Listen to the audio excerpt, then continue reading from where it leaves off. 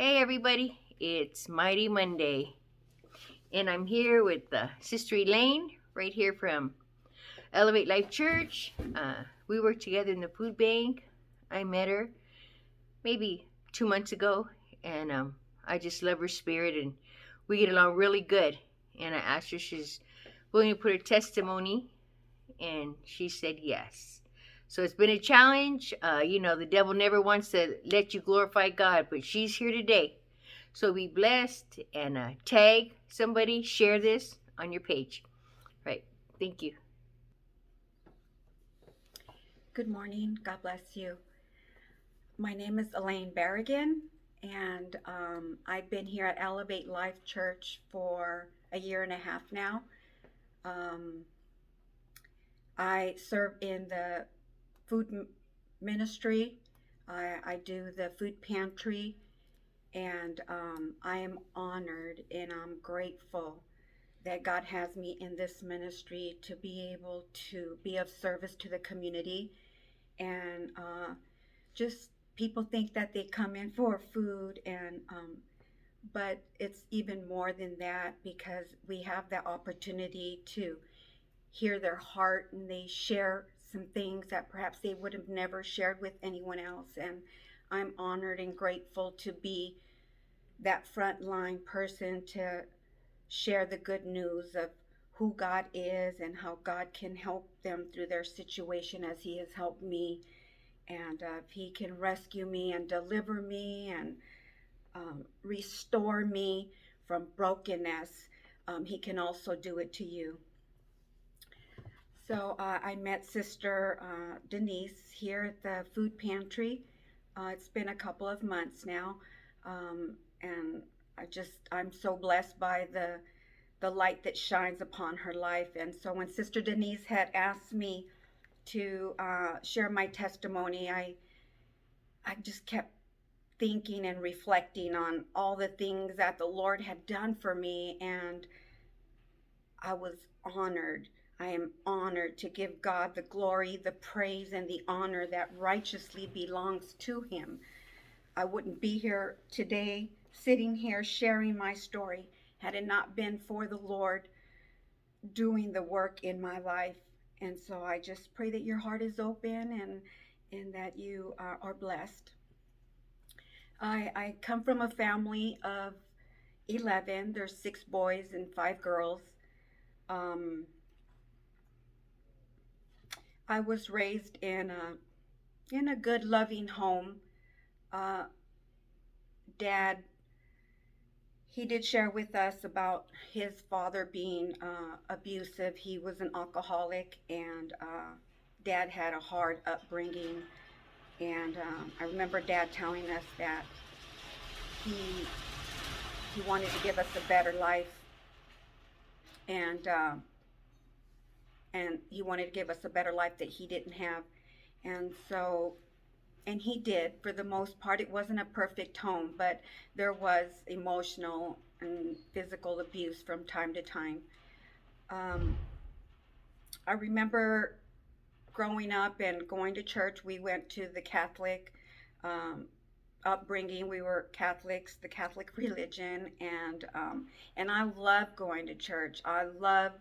Um, we would go faithfully every Sunday, and we would have to wear the scarf over our head. And I remember just loving to put that on. And if we were running late, and I would always remind Mom, like, put the scarf over, because it just made me feel like pure and clean because I was captivated. I was moved by the nuns. When I would see the nuns, I would, before service, I would run to them and want to talk to them, and any moment that I had with them, I wanted to hear from them and just anything that they could say to me. And I was captivated by their uniform. To me, they appeared pure and clean, and I just looked at them as if they were God's angels. And I told my parents that I wanted to be a nun when I grew up. And so as time went on. Growing up, I was blessed, um, doing the things that a kid loves to do growing up. I was involved in sports. I was involved in cheerleading. I was in dance, and I did all the things that a child wants to do growing up, and and I thank God for that. I I remember as if it were last night. I remember the doorbell ringing. It was wee hours in the morning, very early, and I remember the doorbell ringing, and I remember getting out of bed and going towards the door, and I was in the back hallway. I had seen mom and dad already at the door. There was a couple of siblings around me, and we were just all standing there. I thought maybe it was my brothers coming home because they would go out and party, and sometimes they would get locked out, and so I thought maybe it was one of them. It turned out to be two officers at the door, and they were delivering a message to the family that my brother had been shot and killed. I just remember standing in the back of the hallway, screaming and crying. And I just couldn't believe it. My heart was broken. I was in despair. I remember running around the house and screaming, "No, no, why, God, why?"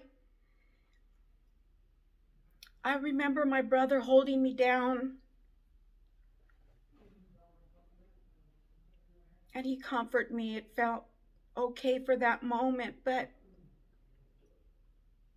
it just seemed so dark. Everything seemed so dark. I felt like the cloud was over me.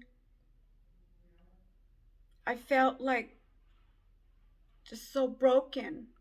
The pain was so deep. I couldn't see myself living. I wanted to die. I felt like my brother had taken a piece of my heart with him, and I didn't know how I was going to live. I didn't want to live. And I just remember always crying and just always feeling sad, and it just always seemed so dark. I just could barely open my eyes, and everything just seemed blurred to me and foggy. And I remember going to the memorial service, and I remember walking in the church, and I remember seeing his coffin there in the front, and I ran to it. I remember touching it, and it started over again, just screaming and crying. I felt like I was closer to God because I was in the church, and I just said, "Why, God, why? No, you shouldn't have taken him. You should have taken me." Like I was a year older than him, and he didn't deserve it. I remember a couple of their, I don't know who they were, but they put me in this room, and it was glass all around it, like a soundproof room. And I just remember them telling my dad that because I was out of control, that they had put me in the room during the services, and that's where I was. And I remember the next day at the funeral, after the services, I remember when they were placing the coffin down, I remember jumping on the coffin and screaming and crying and saying, "No, no, please, please don't, please don't, please don't take my brother." And they stopped from dropping it down into the place, that the hole that it goes into. And I heard them saying they were gonna do it when the family leaves. And I just remember everybody leaving, and I just remember not wanting to leave. and Dad and Mom were saying, "Come on, let's go." And I was saying, "No, it's okay. You can go and wait for me. I just want to talk to my brother for a little while. I just have some things I have to say." And Dad said, "No, we gotta go. It's okay. We gotta go." So they literally picked me up and took me to the car, and I just was in so much pain. I didn't know how I was going to live. I couldn't even see the next day. I didn't know how I was going to get through the day. It was just so hard to deal with it. And as time went on, I just was always crying, was always felt blur. I felt like it was always a fog, and Dad always heard me crying.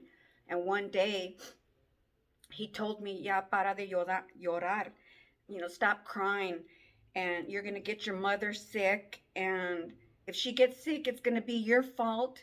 So he told me to go to the street and go deal with it. And he said, "Go and deal with your pain, and when you're better, come back." And and I just couldn't believe what I was hearing, because here I lost my brother, and then I felt like now I'm losing my family. And I just thought, what's wrong with this picture?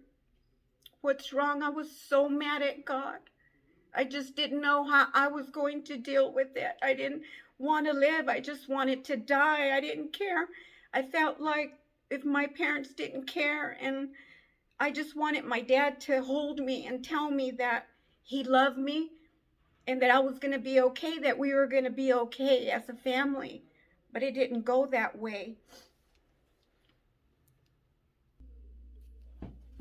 So I remember just leaving and thinking on my way out the house that he's asking me to go and deal with my pain, and I was afraid. I didn't know how to live out in the street. How long was I going to be out there? How long was it going to take me to heal?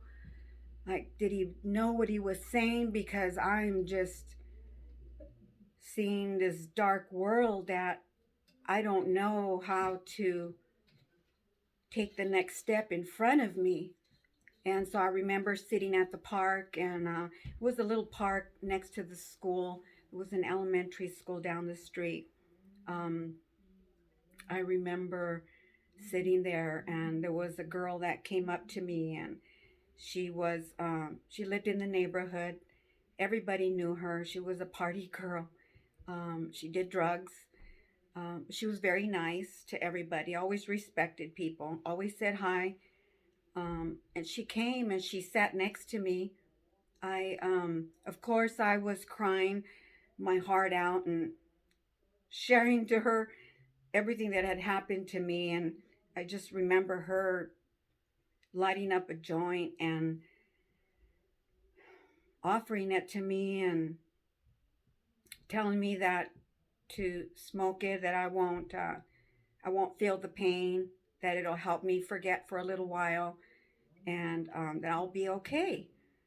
And she was the only one, like she was the first one to tell me I was going to be okay. So, I mean, at that point, I would have trusted anybody that came by and handed me anything and said I was going to be okay. I would have taken it. So, I just didn't see clear. I was in that fog and in dark place, and so it started from smoking weed. Um, I remember her telling me that if I wanted to go and stay with her at her mom's house for a few days and cool off until my dad cooled off, and I said okay. I just I didn't care at this point. I wanted to die. I just felt if I did enough drugs that I would die and I would be with my brother. I wasn't a suicidal person. I couldn't do it myself, but I figured if I did enough drugs that it would take me there. And I just remember doing one drug to another, and I didn't care. I remember just running around different house to house and being in places I really had no business being in. Um, but I didn't know what else to do or where else to go. And I remember telling God, like, I don't like this life, God. I don't like it. And I'm here because I have this pain that I didn't know how to deal with it. And I didn't have a family that loved me enough to help me get through it. So, I just kept telling God, like, it's your fault that I'm doing all these drugs because I just didn't know how to take the next step to live. And I didn't know what I was doing when I would talk to God that way, but it was so much pain in me that I could barely take the next step. It was okay for a while to do the drugs, and it's true, you do forget, you get numbed, and you don't think about your pain, but when you're coming down, it's all over again. And so you just want to keep doing it just to stay in that numbness. But I didn't like that lifestyle. And I just remember just being in homes and places, and they would get raided and everybody would run, and I would be the only one not running. Like, I just didn't care. Anything could happen to me and I didn't care. I just kept thinking, like, I don't have any reason to live. There was no reason for me. I'd lost my brother and my parents. My family disowned me, and I just felt really rejected. In the time of needing them, I just didn't have that love and support. I was just so broken. It was so hard for me to have to go in that direction. I accumulated a lot of tickets that I would get arrested, and they would give me tickets and let me out. And I just remember just having so many tickets. And one day I got arrested, and they said, oh, I had warrants, and I didn't care. The judge, I remember standing before the judge, and he sentenced me, and he told me that he should be sending me to prison, but that I obviously he could see through me that I was a troubled kid and that I wasn't getting the counseling that I needed. And I just felt like he just could see right through my heart. And he said, so I'm going to waive the prison time, and I'm going to give you county time. And he gave me a year in jail. And I just remember being in jail, and when they said there was church, I wanted to go to church. I would want to just run there and be there in front of the preacher. It got so full that by the time I would get there, they would always direct us to the yard. And so you could sit in the yard and hang out in the yard, and you could still hear them. They had speakers all around the facility. And I just remember always being out in the yard, in the field, and hearing the preacher speak. And I just felt like God was always talking to me. I found myself, I didn't realize at the time, but repenting and asking God, like, to forgive me for being so mad at him. And how did I get here? How did I end up in jail? Like, this is not the way my life was supposed to have gone. Like, I didn't ask to be given the cards that were dealt to me this way. Like, I didn't deserve this life.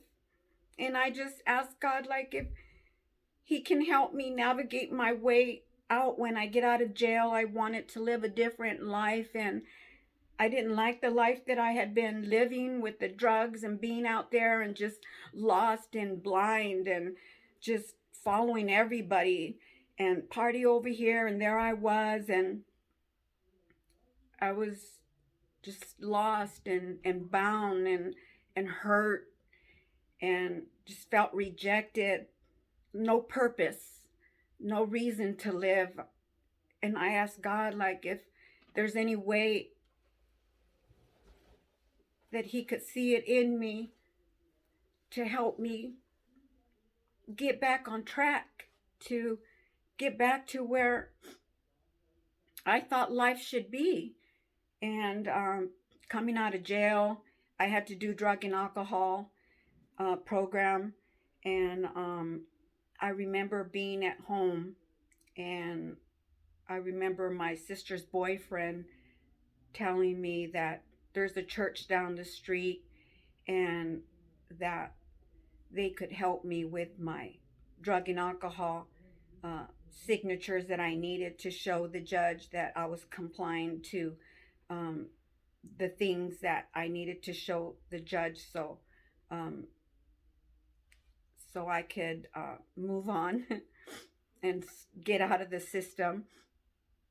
And he told me this church, Victory Outreach, and that they understand me, that the majority of people there came from the same lifestyle, the same upbringing, and that they would be there for me. And even though he told me I really didn't understand it, I just thought, oh, these people went through the things that I went through. So it was just down the street, like 5 minutes away. I just remember attempting to go. It was like twice that I had attempted to go. I sat in the parking lot and something was holding me down. Like I couldn't go in. There was this fear that gripped me and telling me, showing me all the shame, all the bad, all the ugly, who I had become, and that they wouldn't accept me. And I remember around the third time that I went, and I just said, I'm going to go. I was trying to tell myself in my head, like, just do it.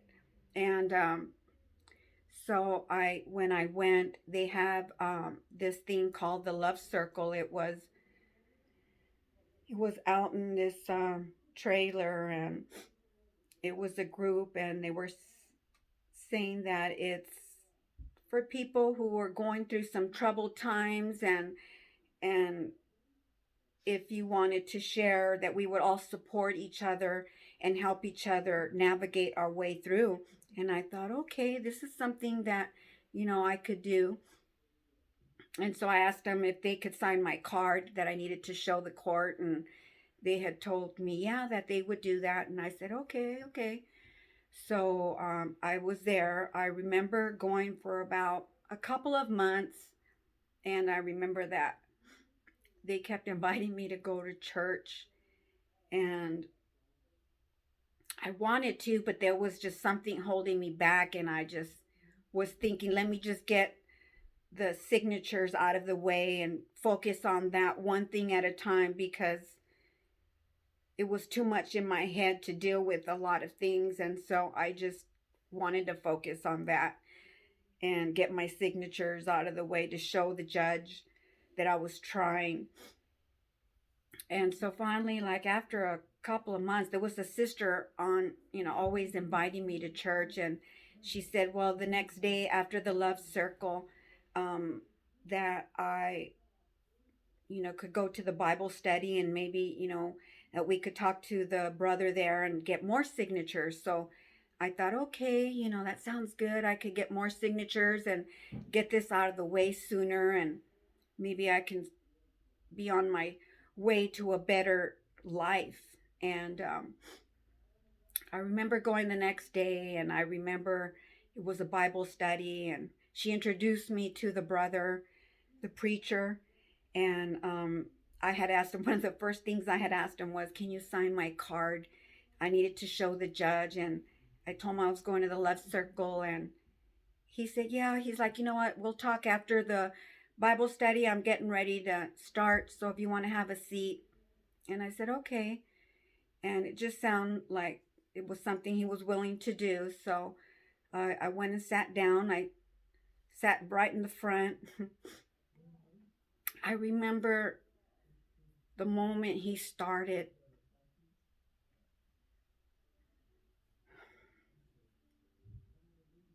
It was as if though someone in my family had told him all about my life and everything I had been going through.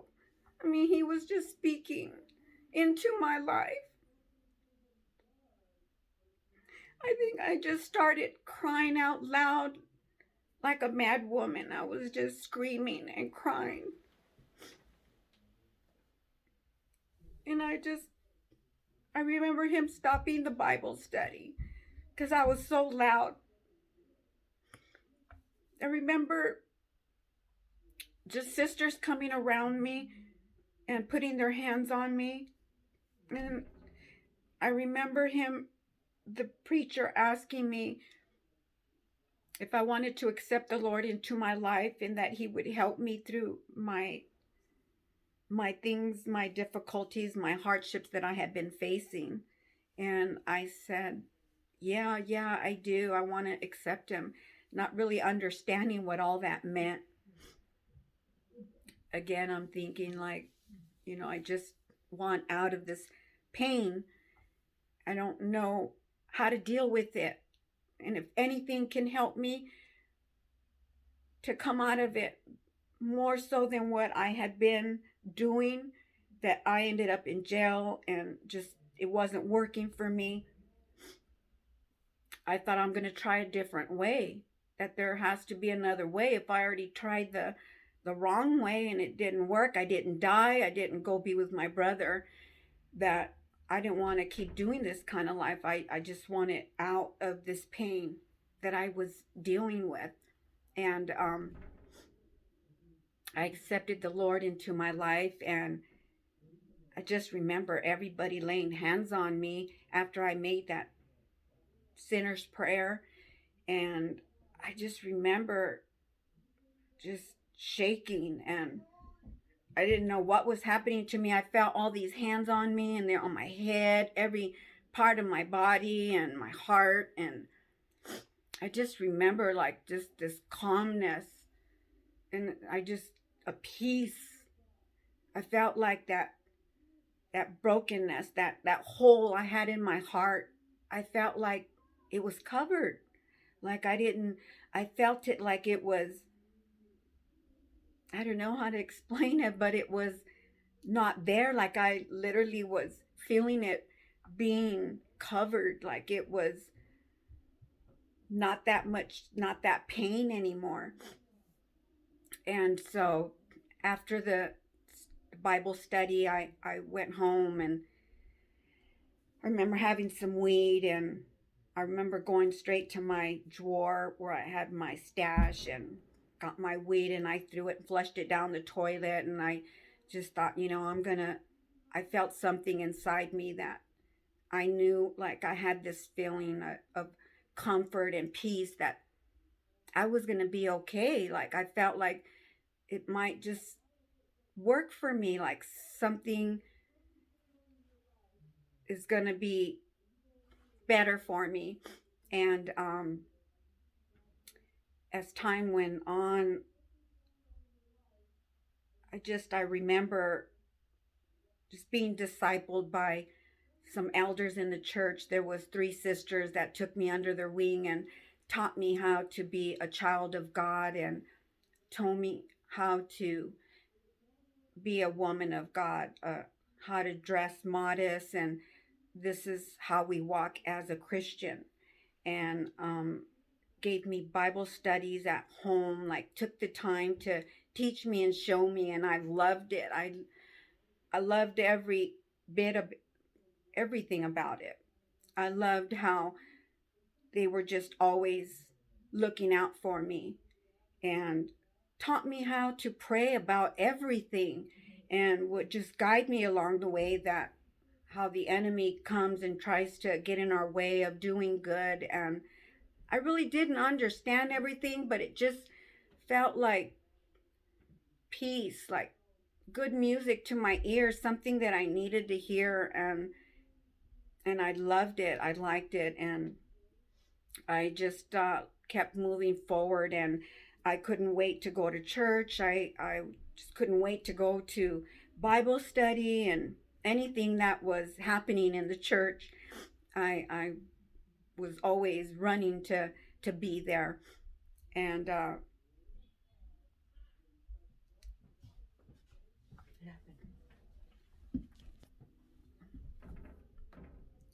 sorry, I wanted to stop. Okay. Is it stopped? Did I stop it though? Okay. I was stuck. Let me go see what they're doing out here because they're loud. Okay. Can you hear them? Try not to. I mean, you're louder than them. You override it, but still.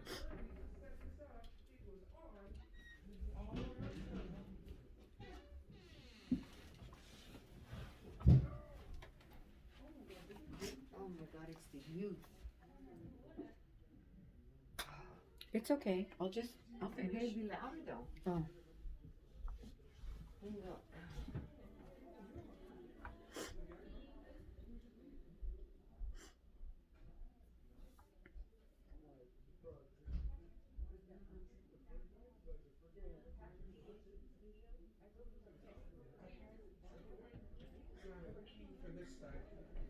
Mm-hmm.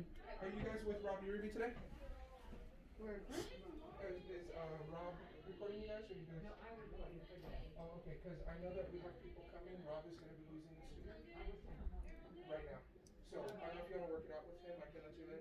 Or... No.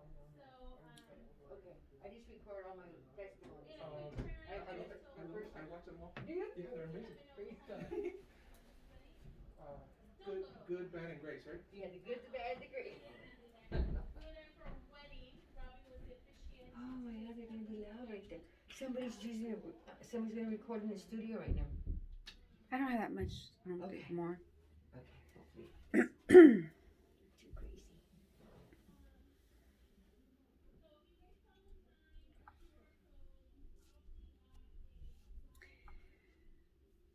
I'm just going to church, trying to learn how to be faithful and just being there. I ended up meeting the brother that I got saved in his church. It turned out to be he's an associate pastor, an assistant pastor, and we ended up getting married. I had 2 beautiful kids, and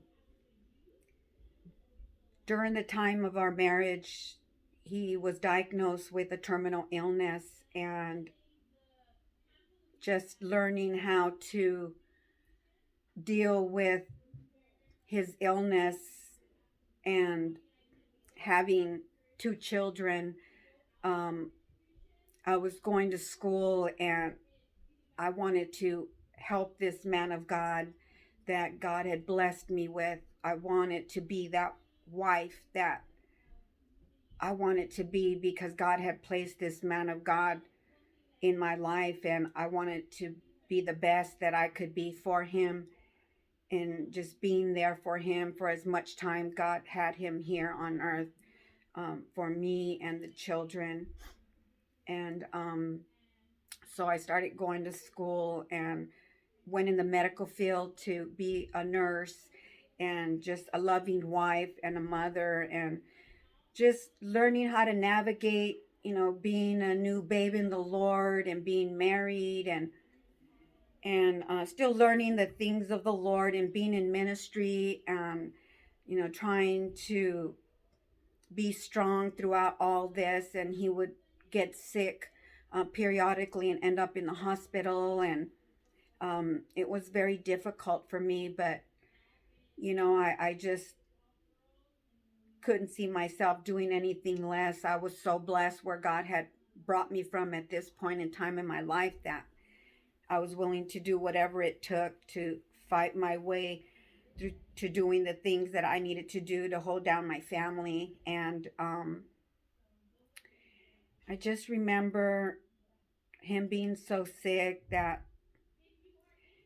we had to reverse roles and he couldn't work. And so I took the role on being the breadwinner, and he took the role of being mom or dad, of the home. And he would be the PTA mom and do all the things, the housekeeper, cleaning, laundry, cooking. He did it all. And I was really blessed by it. I had no complaints doing my part, and he had no complaints doing his part. And that's how we lived our life. And I remember the kids sharing with me as time went on that just things that just didn't make sense anymore. Like it just took a turn for the different, and just something in my heart, in my spirit, was telling me something was off, but I couldn't put my finger on it. I was just trying to juggle so many things at once that I overlooked it. And then as the kids were telling me more, it finally, God revealed to me that my husband had went back. Um, he was trying to deal with his pain. He had a liver transplant, and what happened was his body had rejected the transplant, and he was in and out of the hospital, and he was basically fighting for his life. And instead of running to God, that I never in my life would have thought that this man of God, like I didn't know who this person was and who had he become, because I only knew him as a man of God. And he he went back to doing drugs. He was an ex heroin addict before I met him, and he went back to doing those things, and using the drugs and alcohol. And I just I couldn't have him in my home, so I had talked to him about excuse me, about going into the home. The church had rehabilitation homes, or they have, and I remember telling him that, this kind of lifestyle wasn't healthy for us, not for the children, not for me. And excuse me, and he agreed with that and went to the home. And it turns out he ended up leaving the home, and it just went from one thing to another. When he left the home, he moved in with his sister, and it was quite a distance. I was living in Riverside, he was living in Orange County, and just things were not good. He still decided to stay with the drugs and alcohol, and I didn't know that my kids had saw him doing the drugs. And I just remember, he had gotten really sick, and he told me that they were going to give him another operation, that his liver was giving out, that it had always rejected, but the doctors were trying to maintain his his blood levels to keep him alive. And but at this point, that it was just too much, and so he was in desperate need of another transplant. So I remember just talking to him the night before, and I told him that we would be there when he gets out of the operation, and that he could come home with us, and we would take care of him. And if it's God's will to restore us back as a family, which I believed it was, that, I welcomed him. And I just remember the next day, I didn't go to the when he got the operation. I stood home, and I took the day off of work, and I was interceding and just praying for him the whole time. Remember my son, he was graduating the 7th grade, and he had this Magic Mountain trip, and he was so excited, and he knew Dad was having an operation. He wanted to stay home. I said, no, Dad would want you to go and have fun for the day. You deserved it. You worked hard throughout the year. And I just remember that they kept calling me from the operation room, telling me how many times my husband had flatlined, and they had to give him blood transfusions. And it was like 3 or 4 times they had called me, and around the 4th time when they called me, they had told me that he had died, that he passed away. And I was hurt. I was mad. I remember being mad at that moment, asking myself, like, what did I do? Why? I was questioning myself, like, was I not good enough for him? Like, just these thoughts and memories of that brokenness that I had, like it was taking me back. It was trying to take me back. And I started to think, like, I went through so much to be where I'm at, and I couldn't understand how this was happening to me all over again. It's why did he choose to go in that direction? Like, why didn't he fight? Why didn't he fight for us? And it's just my heart being crushed and broken again. Like, maybe I wasn't good enough for him. And then the Lord just quickened me and brought to my attention that it was not me. It was nothing about me. Then I started reflecting on all the things that I tried to do to fight to hold down my family and how we reversed roles. And I just, I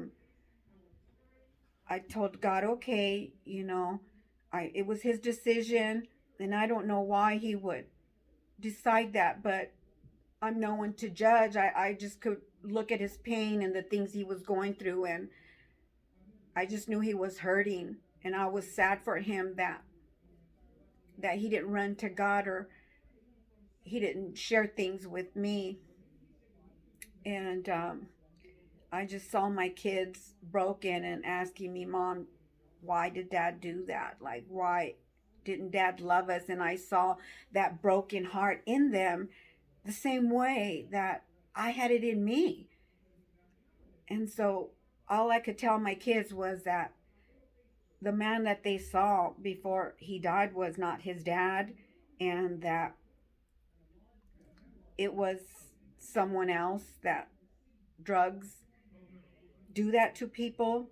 And I know if Dad could come back, that Dad would tell them how sorry he was and do things differently, and that we're nobody to judge Dad, because Dad had so much pain that only Dad knew why he was going through that and why he chose what he did. I couldn't tell my kids anything more than that, other than God's gonna help us get through this, and we're gonna get through it as a family, and that we love each other, and we're gonna stand together. And I remember,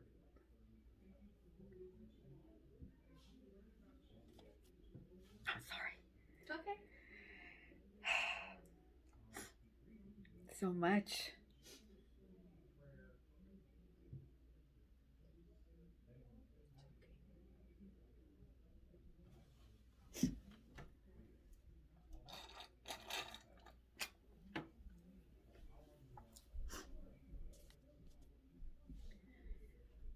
So I said, God, you have to help me during this situation. Um, I'm not going to go do anything foolish. I need to learn how to set my own foundation and learn to be strong and courageous for my kids. And I just kept asking God for wisdom, like, teach me, show me, help me how to live this life, this pathway that I've been placed on, and help me to be that role model to my kids. I don't want them to go out there and do what I did, and I wanted them to know that I was there for them, that I would be their mother, I would be the father, I would be their mentor, I would be the counselor, I would be everything that they needed. And I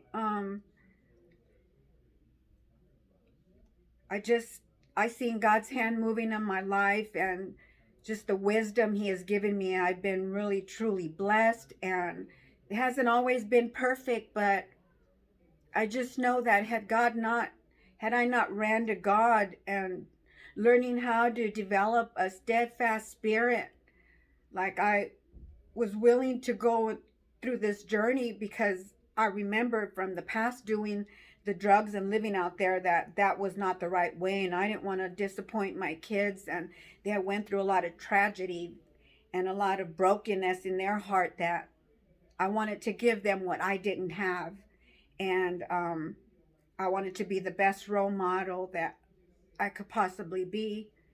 And I would tell my kids, I'm not perfect, I'm going to make mistakes along the way, but you're going to learn from my mistakes, and you're going to have children, and you're going to take the good from me and from our life, and you're going to spit out the bad, and you're going to develop your own foundation for your family. and that's what I had learned to do. And then I remember just working hard and just trying to continue to provide for my kids. And I was in a couple of car accidents. I probably should have died, and I was severely hurt. And thank God I was able to still live and work. And then about 3 years ago, my back went out. I was getting ready for work one day, and I was washing up, and I remember being in the bathroom, and I remember just falling to the ground, and I knew it was my back. I was told that I wouldn't be able to stand in about 10 years from the last accident. It was my second accident, and that I had to stay off my feet. And being in the medical field as a nurse, you constantly on your feet, running back and forth. Worked in the emergency room, so I was constantly on my feet, and my back it gave out on me.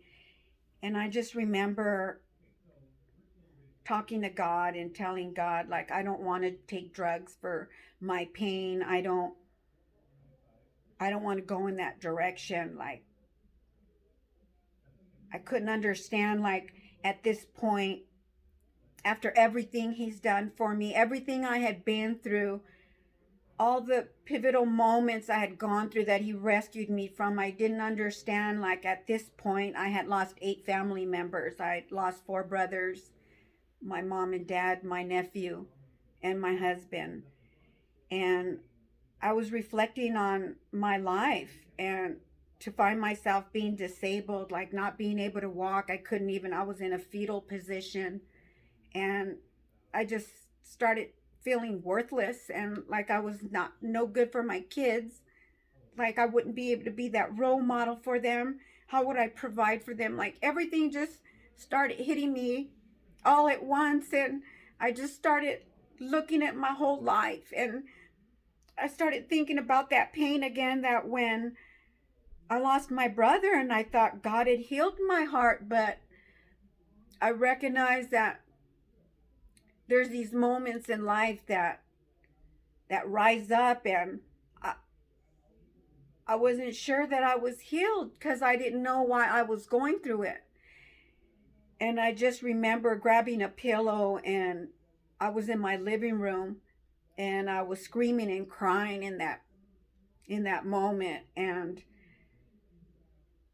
asking God, like, so desperately, like, what's wrong with me? Why can't I seem to get it together? Like, why can't life just be life? Like, I can't understand how he helped me through so much, and here I was on my hands and knees, not being able to be a role model for my kids. I didn't know what was going to happen. I just told God, like, you should have taken me when you took my brother. I told you I should have been gone. And then I just remember just screaming and crying, and then I stopped because I heard birds, and I felt like birds were all in the house. And I just kept hearing the birds so loud in my ear, and I thought, oh, they're in the house, and I had to open the door or something. They were just seemed to be singing in my ear, and I just felt this quietness over me, a peace that I had never felt before. I felt a peace with him, but this was like something really different. It was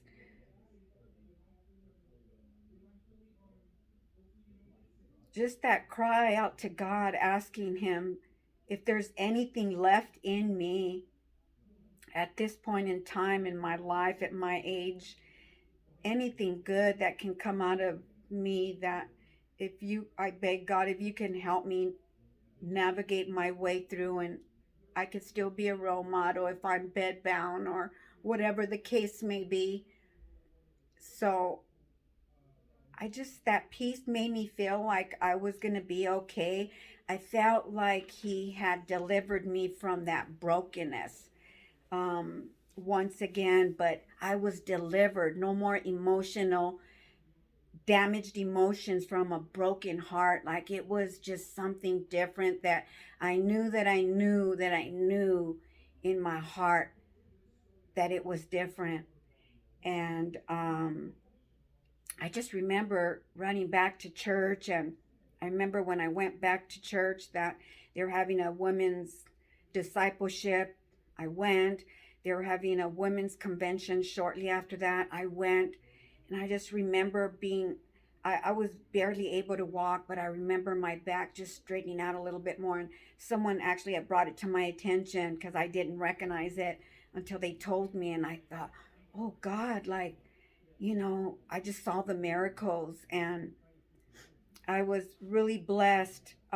One of the sisters in the church, Victory Outreach, had asked me if I wanted to be in this drama, and I said yes. And it was something I always desired to have, never chosen, but at this particular time in my life, I was, and I said yes.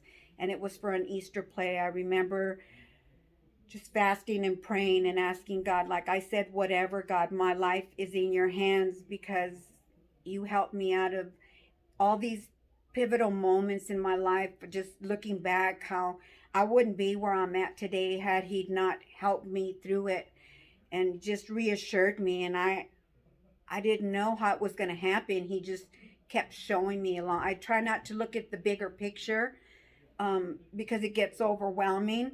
And so I try to learn just to take one step at a time. So I had this model of just baby steps on this journey, one step at a time. And I always taught my kids that. And I just remember being used in such a way that I thank God that I couldn't believe what I saw with my eyes, and God had removed the spiritual blinders that I had. I saw the demonic forces coming at me. I wasn't afraid, but I did see them coming at me, attacking me, and just through all the circumstances that I had been going through in the church, I asked God.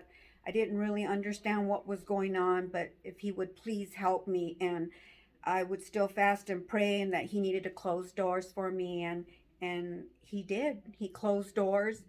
I ended up leaving the outreach, but I thank God for everything that I had learned. A steadfast spirit, Pastor Dow.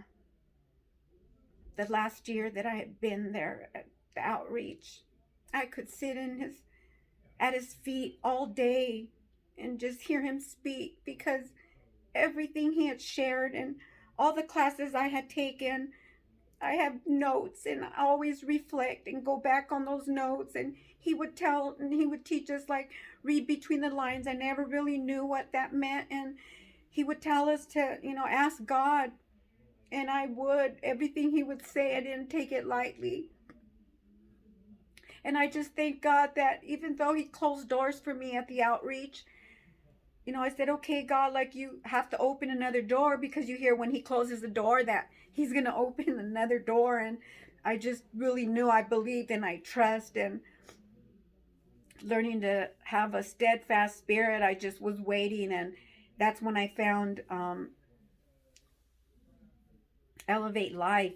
And just coming into Elevate Life, after the worship and hearing Pastor Heather, she was speaking and praying, opening up the service and praying, and she introduced herself. And just to see that warrior in her, she was engaged with the church, and I had never seen that, like a pastor's wife being that much engaged. And it's really amazing to me that God saw my heart, like what I desired. I always didn't know why things weren't a certain way that you kind of picture in your head the way the church should be, and which I didn't know, but it's just like what I wanted to see.